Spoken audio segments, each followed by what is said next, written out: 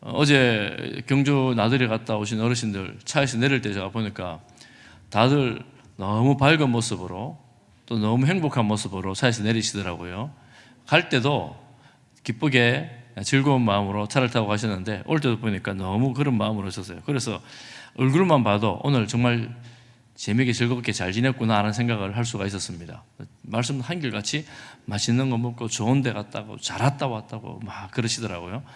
여러분, 가을은, 이 아름다운 날은, 요즘 가을 날씨가 참 좋은데 하나님께서 선물로 주신 날들이니까 아름다운 날들이 다 가기 전에 여러분 가을 하늘을 좀 많이 보시기를 바랍니다.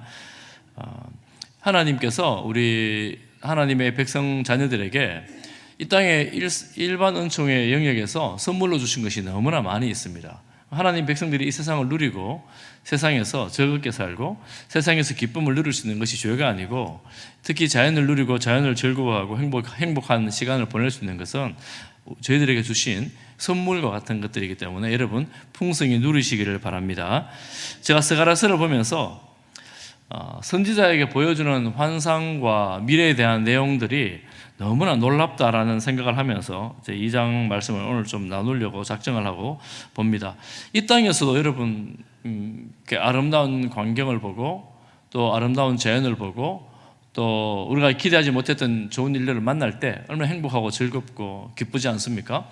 천국의 이 환상은 우리가 이후에 주님과 함께할 그곳은 이 땅의 것하고는 상상도 할 수 없고 비교도 할 수 없는 놀라운 은혜들이, 놀라운 광경들이 펼쳐집니다. 그런 내용들이 스가랴서에 이렇게 나옵니다.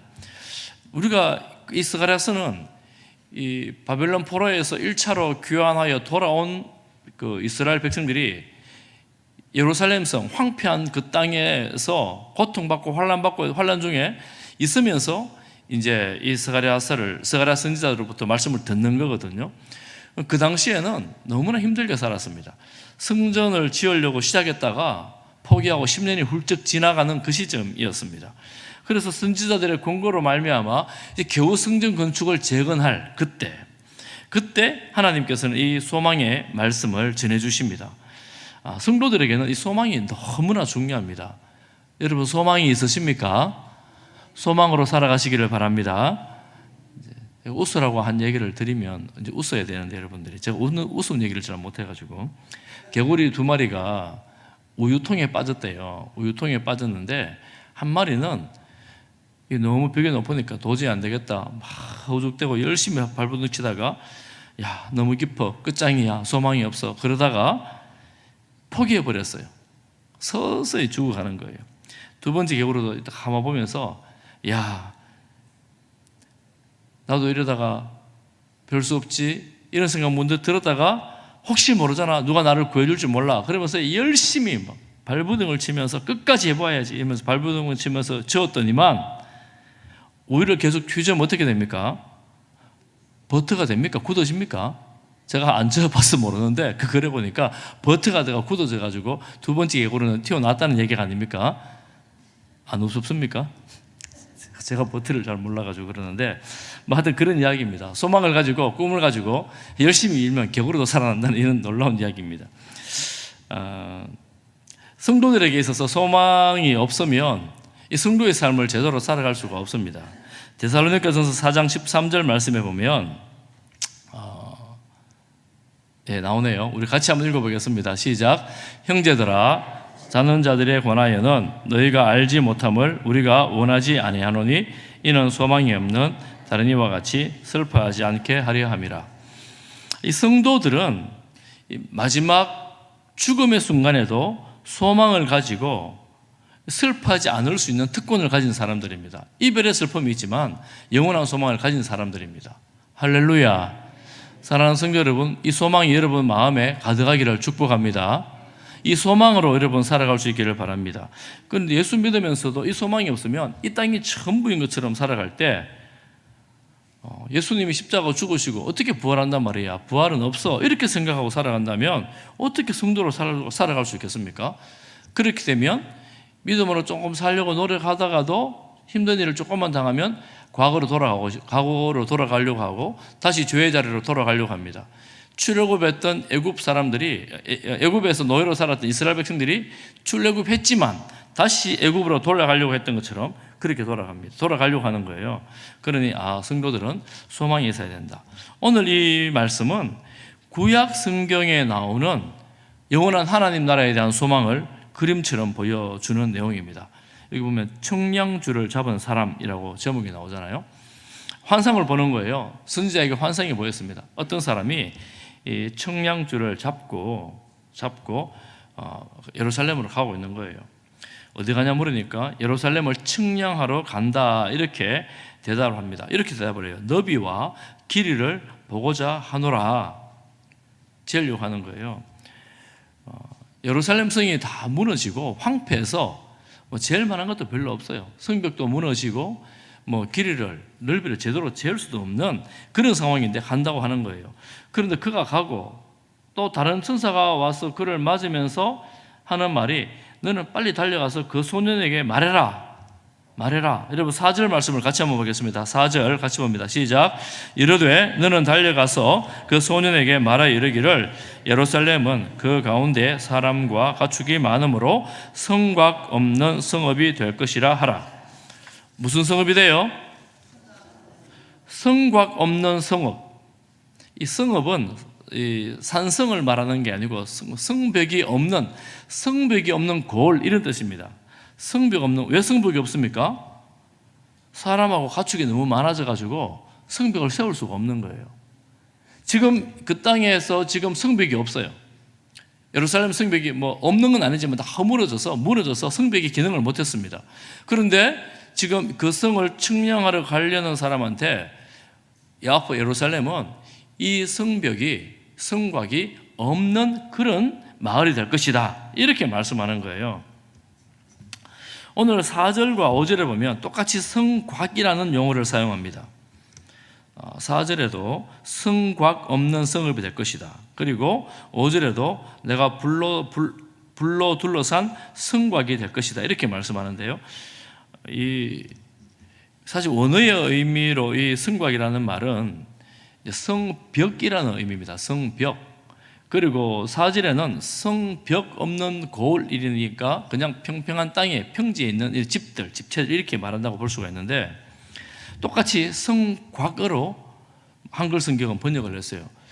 왜 이렇게 정확하지 않다고 느낄 수 있는 이 단어를 번역했을까? 제가 성경을 번역할 만큼의 언어 실력이 없고 언어를 잘 못하니까 잘 알지는 못하지만 문맥을 통해서 보면 그 의미가 확실히 드러납니다. 성벽하고 성곽하고는 어렴풋이 보면 똑같은 의미인데 조금 다른 의미가 있습니다. 성벽은 그야말로 벽입니다. 우리 집에 있는 담 있잖아요. 집에 있는 울타리, 그걸 벽이잖아요. 그게 이제 성벽이고, 성곽은 뭐냐면 요새를 말한다고 합니다. 요새. 우리 그 용어로는 요새인데 망대도 있고 또 방어할 수 있는 체계가 갖추어진 그런 요새를 말합니다. 그런데 이 본문에서는 성곽 없는, 그런 보호할 수 있는 방어 체계가 없는 마을이 될 것이다. 그리고 5절에 가면 내가 불로 둘러싼 성곽이 될 것이다, 이렇게 말하죠. 무슨 의미겠습니까? 앞으로 이 선지자가 이들을 통하여 천사들과 함께 통하여 이야기하면서 예루살렘이 어떻게 될 것인가를 말씀해 보여주는 거예요.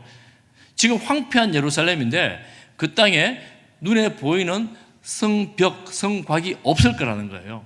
그만큼 사람들이 많이 거하고 짐승들도 많아서 이 성곽을 쌓을 수 없는 그런 지경의 큰 성읍이 된다, 이런 의미죠. 그런 의미인데 누가 성벽이 된다고? 5절 한번 보겠습니다. 5절 봅니다. 시작. 여호와의 말씀에 내가 불로 둘러싼 성곽이 되며 그 가운데에서 영광이 되리라. 눈에 보이는 성벽은 없어요. 성곽은 없어요. 보호체계가 없습니다.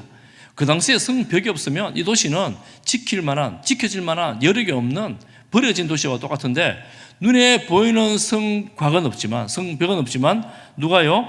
하나님께서 불로 둘러싼 성곽이 되겠다, 이렇게 말씀하시는 거예요. 성벽 없는 도시를 누가 지키십니까? 하나님이 불로 성곽이 돼서 지켜주겠다, 너희를 보호해주겠다, 너희와 함께 하겠다. 너희 가운데서 영광이 되겠다. 이렇게 말씀하시는 거예요. 하나님이 그 성에 계시면서 지켜요 영광이 되겠다. 너무나 놀라운 하나님의 보호를 선포하고 있는 말씀입니다. 그런데 이 하나님께서 불로 뭔가 일하시는 것, 출애굽했을 때 불기둥 구름기둥 있었잖아요. 그리고 여러분 창세기에 보면 3장 24절에 창세기 3장 24절에 보면 이게 다른 번 우리 지금 개역 개정은 아닌데요. 같이 한번 읽어볼까요? 시작.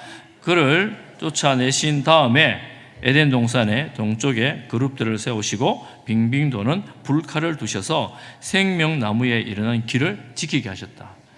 에덴 동산에서 범죄한 아담과 하와를 쫓아내시고 생명나무의 길을 빙빙 도는 불칼을 두셔서 이제 접근하지 못하도록 지키셨다는 말씀이에요. 하나님께서 무언가를 귀중한 것을 보호하실 때, 지키실 때 우리 본문에서는 불승곽이 되고 에덴 동산에서는 불칼이 되셔서 지키는 거예요. 범접지 못하도록, 다른 것들이 손대지 못하도록 지켜주시는 거예요. 하나님의 보호가 이렇게 확실하게 이루어진다 하는 것을 말씀하고 있습니다. 사랑하는 성도 여러분, 하나님께서 자기 백성을 향한 보호는 이렇게 확실합니다. 확고합니다. 흔들리지 않습니다. 할렐루야.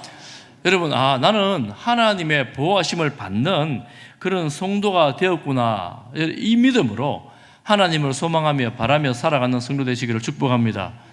혹시라도 나는 하나님이 지켜주지 않는 것 같아, 하나님이 어디 가셨는가 잘 보이지 않는 것 같아, 여러분 그런 때에도 하나님은 우리 눈에 보이지 않지만 지켜주고 계십니다. 보호하고 계십니다. 그때 필요한 것이 뭐냐 하면 믿음이에요. 믿음이 왜 필요해요?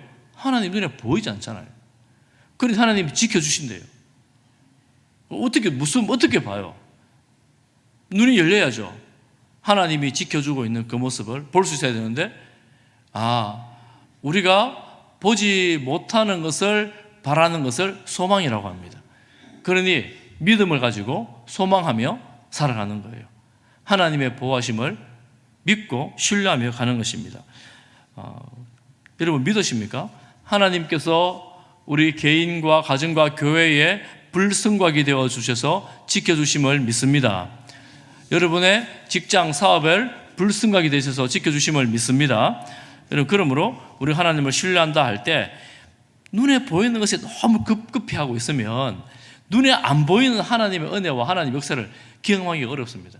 우리는 눈에 보이는 것만, 이제 눈에 보이고 귀에 들리는 것만을 신뢰하고 있다고 생각하지만, 보이지 않고 들리지 않지만 하나님의 역사가 우리 가운데 여전히 있다 하는 것을 믿습니다.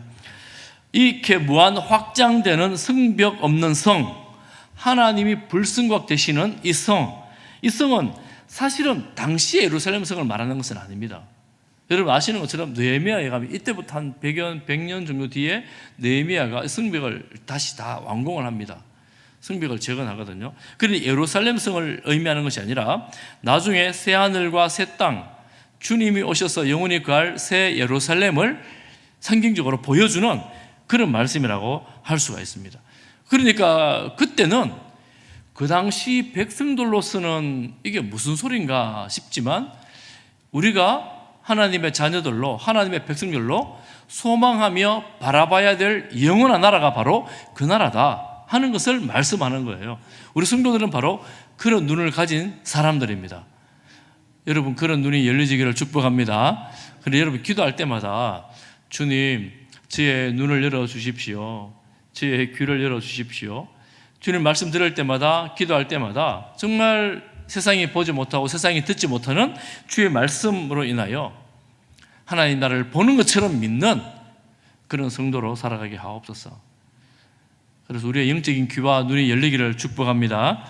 그리고 또 말합니다. 이게 지금 먼 미래에 일어날 그런 소망을 보여주는 것이라면 6절로 넘어가면 현실로 돌아옵니다. 현실로 돌아와서 북방의 바벨론에 사로잡힌 사람들에게 도망하라, 도피하라 이렇게 말합니다. 도망하라. 사실은 북방에서는 1차 교환이 시작되었고 2차 교환이 아직 이루어지지 않은 그때인데, 하나님께서 그 땅을 심판하니까 너희들은 도망하라 이렇게 말씀하시는 거예요. 도망하라는 말은 피하라는 말씀이잖아요. 그 땅에 심판이 임할 거라는 말씀입니다. 심판이 임할 거라고 말씀하시면서 피하라 그러면 이 이스라엘 백성은 어디로 피해야 되겠어요? 어디로 가야 되겠습니까?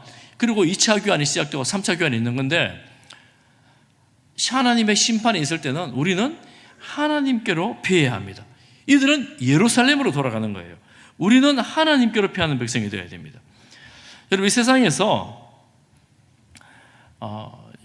환란이 있을 때, 어려움이 있을 때 여러분 자신도 돌아보고 주변에 환란과 어려움에 있는 사람들을 한번 돌아보십시오. 생각을 한번 해보십시오. 저분이 예수님 믿다가 어떤 무슨 일이 있어서 교회를 떠나거나 신앙을 떠났어요. 그리고 어려움을 당하고 환란 당하면 여러분 무슨 생각하겠습니까? 아유, 저분은 빨리 하나님께 돌아와야 되는데, 신앙생활을 해야 되는데, 이런 생각 다 하시잖아요. 믿음 있으면 다 그런 생각 하시잖아요. 바로 그것입니다. 하나님과 멀어져 있는 그 대상들과 사람들을 향해서 돌아가라. 어디로? 하나님께로. 그러면 우리 같이 교회에 다니고 이런 사람은 하나님께로 돌아간다는 것이 무슨 의미이겠습니까? 하나님의 백성이고 이미 하나님 부른 사람들인데 어떤 의미이겠어요? 하나님께로 돌아간다는 이 말씀은 하나님의 말씀에 순종함으로 나아가는 것입니다. 출애굽했던 이스라엘 백성들, 출애굽하기 전에 이스라엘 백성들이 10가지 재앙을 보잖아요. 어마어마하신 하나님의 능력을 봅니다. 그리고 마지막에 죽음의 재앙이 임할 때 죽음을 피할 수 있는 유일한 방법이 뭐냐면 하나님의 말씀에 순종하는 것입니다. 그 순종하는 게 뭡니까? 양 잡아가지고 피를 문에 바르는 거예요. 여러분, 이게 무슨 회개망측한 일이겠습니까? 양을 잡아가지고 문에 피를 바른다는 게 얼마나 이상한 일입니까? 그런데 어떤 사람들은 하나님 명령하시니까 모세를 통해 말씀하시니까 순종해야지 그러고 말씀에 순종해서 죽음의 사자가 건너가는 거예요. 유월되는 거예요. 그리고 어떤 사람들은 그거 바른다고 무슨 일이 있겠나? 이러고 안 바르면 죽는 거예요. 하나님의 말씀에 순종한다는 것은 때로는 그런 의미가 있습니다. 내 상식을 뛰어넘기 때문에 참 어려운 일이기도 해요. 내 합리적인 생각을, 내 지성을 뛰어넘기 때문에 참 어렵고 난처할 때가 있습니다. 그런데 가끔씩은 이 일을 통해서 하나님께서 무슨 일을 하시려나 생각하면서 하나님께로 피하는 거예요. 하나님의 말씀에 순종하는 것입니다. 그때 놀라운 일들이 일어납니다. 놀라운 일들이 일어나요. 8절 말씀 다 같이 한번 읽어보겠습니다. 8절 말씀 같이 봅니다. 시작. 만군의 여호와께서 이같이 말씀하시되 영광을 위하여 너희를 노력한 여러 나라로 보내셨나니 너희를 범하는 자는 그의 눈동자를 범하는 것이라. 이 백성을 범하는 자는 그의 뭐를 범해요? 눈동자. 그가 누굽니까? 하나님의 눈동자를 범하는 거예요. 그 하나님의 백성은 하나님이 보호하시는데 어떻게 보호하시느냐 하면 하나님의 눈동자처럼 보호하신다는 거예요. 여러분, 상상이 되십니까? 상상이 되십니까? 너무나 놀라운 비유이기도 하고, 비유를 들어도 어떻게 이런 비유로 말씀을 하실까? 하나님의 당신의 자녀들, 당신의 백성들을 보호하실 때 눈동자처럼 보호하신다는 거예요. 여러분, 눈동자는 눈꺼풀이 이렇게 보호를 하잖아요. 제가 이게 반사신경에 대해서 잘 모르지만 어쨌거나 눈동자가 위험하면 눈꺼풀은 저절로 다칩니다. 여러분, 눈동자를 손으로 움직여가 닿습니까? 저절로 다칩니다. 먼지가 끼면 저절로 깜빡깜빡해서 먼지를 하고, 너무 거친 게 들어오면 눈물을 흘려서 이걸 보호합니다. 저절로 보호가 됩니다. 하나님께서 하나님 당신의 백성들을 보호하실 때 그렇게 보호하신다는 거예요. 자, 옆에 분에게 이렇게 축복하겠습니다. 당신은 하나님의 눈동자입니다. 그러면 하나님은 우리의 뭐가 되십니까? 조금 전에 봤잖아요. 불성곽이 되십니다. 하나님은 우리의 불성곽이 되시고 우리는 하나님의 눈동자가 되는 거예요. 여러분, 그래 생각해 보면 우리는 정말 복받은 사람들, 행복한 사람들입니다. 하나님이 보호하시는데 이 성읍을 보호하는 불성곽이실 뿐만 아니라 각 각 개인을 보호하시도록 우리를 당신의 눈동자로 삼으신 것입니다. 그러니 우리는 그저 기쁠 수밖에 없죠. 10절 말씀을 한번 보십시오. 10절 말씀 함께 보겠습니다. 10절 시작. 여호와의 말씀에 시온에 따라 노래하고 기뻐하라. 이는 내가 와서 내 가운데에 머물 것임이라. 그러니 하나님께서 기뻐하라 그러죠. 노래하라 그러죠. 성도들은 뭐 기뻐하고 노래해야 하지 않겠습니까? 다시 제가 말씀을 드리면 그 당시에는 사실은 크게 기뻐할 일도 없었고 크게 감사할 일도 없었고 노래할 만한 일이 별로 없는 상황이었어요. 그런데 이런 소망을 바라보면서 하나님의 말씀 안에서 기뻐하라, 노래하라 이렇게 말씀하는 거예요. 이게 이 땅을 살아가는 성도들이 이제 딱 당면한 현실입니다. 아이고, 내가 살아가는 거 보니까 몸도 아프고 집에 돌아가는 거 보니까 별로 편치도 않고 이러는데 하나님은 이 소망을 주시면서 너는 내가 눈동자처럼 보호할 거니까 기뻐하라. 그리고 노래하라. 이렇게 말씀하시는 것입니다. 여러분, 내가 이 땅의 현실을 넘어서서 하나님의 말씀 가운데에 이 기쁨과 이 노래를, 감사를 주님 앞에 고백할 수 있게 되기를 간절히 바랍니다. 그리고 또 그렇게 기뻐하고 노래해야 될 이유가 뭐냐 하면 10절 하반절에 내가 와서 내 가운데에 머물 것임이라. 하나님께서 이 백성들 가운데에 머물겠대요. 여러분 이제 앞에 안 나옵니다. 스가랴서 1장 3절 한번 보십시오. 스가랴서 1장 3절 성경책 보십시오. 성경책 앞에 안 나옵니다. 1장 3절 같이 한번 보겠습니다. 시작. 그러므로 너는 그들에게 말하기를 만군의 여호와께서 이처럼 이르시되 너희는 내게로 돌아오라. 만군의 여호와의 말이니라. 그리하면 내가 너희에게로 돌아가리라. 만군의 여호와의 말이니라. 아멘. 1장에서 스가랴 선지자가 처음 나타나서 말했어요. 너희들이 하나님께로 돌아오라. 그러면 내가 하나님께서 너희에게로 돌아갈 것이다. 지금 이렇게 말씀했다는 거예요. 그런데 지금 뭐라고 말씀하십니까? 내가 와서 내 가운데에 머물 것임이라. 조금 전에 5절에서도 불로 둘러싼 성곽이 되며 그 가운데에 영광이 되리라. 하나님께서 너희 가운데에 들어가겠다. 함께 있겠다. 이렇게 말씀을 하시는 거예요. 그런데 이 1장에서 쭉 보면 아직 이스라엘 백성들이 신앙적으로 하나님께로 다 돌아왔는가 혹은 이 때가 다 돌아올 때가 되었는가 그런 흔적이 별로 보이지 않습니다. 그럼에도 불구하고 하나님께서 하나님의 때에 하나님의 백성들 사이에 함께 머물겠다 이렇게 말씀을 하시는 거예요. 여러분 성도들의 특권이 바로 그것입니다. 그것은 뭐냐면 우리가 하나님의 백성, 하나님의 자녀로서 신실하고 거룩하고 구별된 삶을 이 땅에서 남들 보란 듯이 잘 살면 정말 좋겠는데 그렇지 못할 때가 너무 많습니다.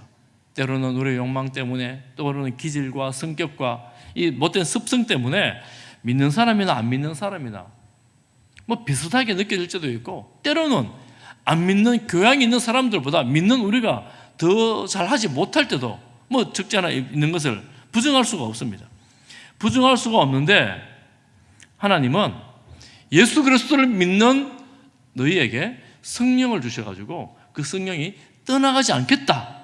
영원히 함께하겠다. 이렇게 말씀하시는 거예요. 그러니 우리가 세상 사람 보기에 야 예수 믿는 게 저래 살아도 되냐 이런 소리를 들을지언정 주님은 우리와 함께 하시는 거죠. 그렇지만 슬퍼하시겠죠. 네가 그래 살면 안 된다. 내 말을 들어라.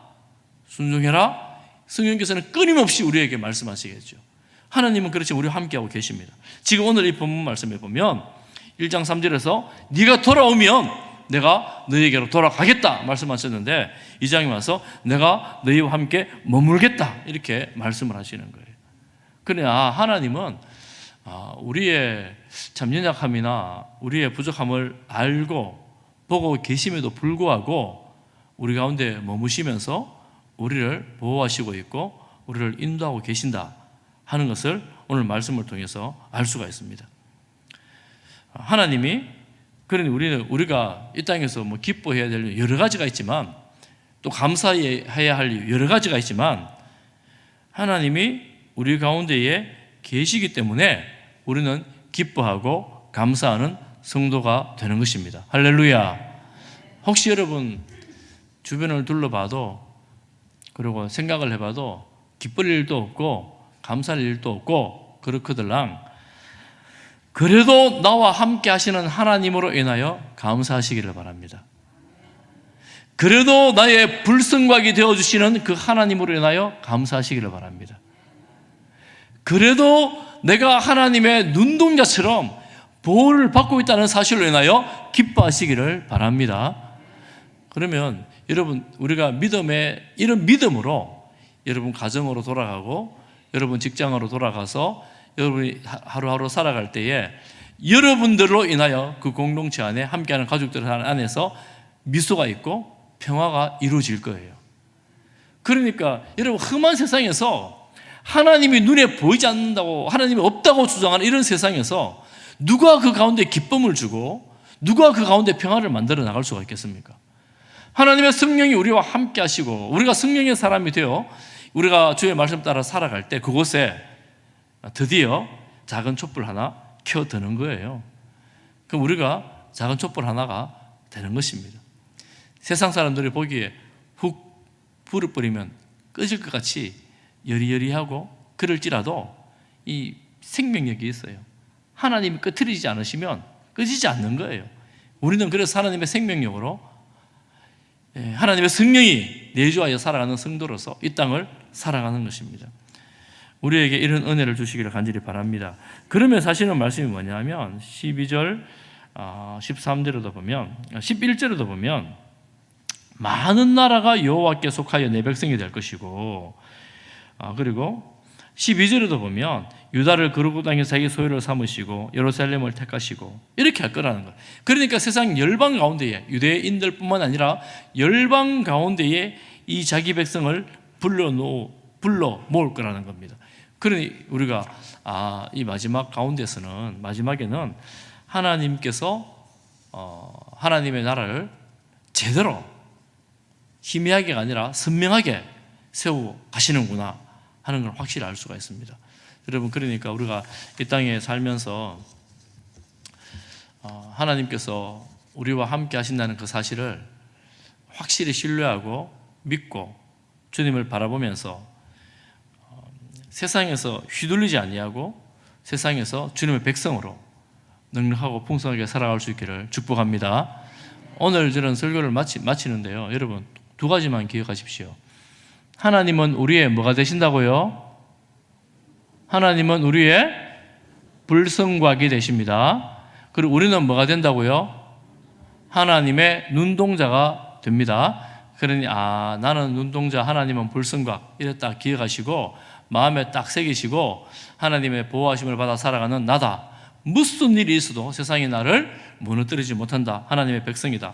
그리고 지금은 이스라엘 백성들처럼 험난하고 황폐할지는 모르나 하나님께서 영원토록 그 나라를 굳게 세우신다. 이런 확고한 믿음으로 흔들리지 말고 살아갈 수 있기를 바랍니다. 여러분 이 소망이 여러분 마음에 충만하시기를 축복합니다.